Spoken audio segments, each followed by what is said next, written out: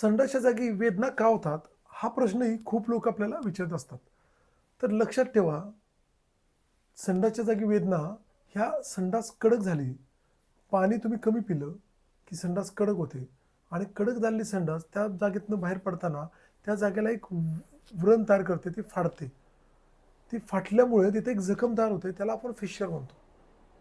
आणि त्या फिशरवरनं जर मळ गेला, तर त्या जागेला आग होणे, तिथं जर मळ टोचला, तर त्या जागेला वेदना, टोचणे अशा त्रास होतो. त्यामुळे चुकीचा आहारशैली, कमी पाणी पिणे, जेवणामध्ये तेलाचं प्रमाण कमी असणे, अशा गोष्टींमुळे मळाचे खडे तयार होतात आणि त्यामुळे संडास जागी वेदना होतात.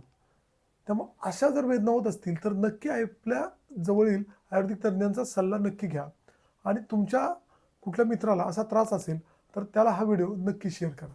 धन्यवाद.